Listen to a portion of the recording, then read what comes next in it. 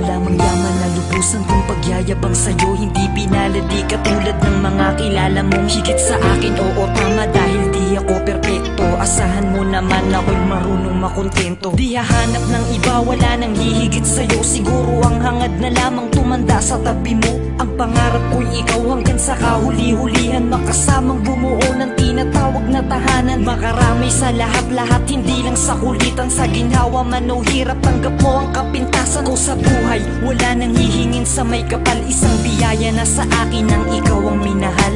Ikaw ang minahal, ikaw ang minahal.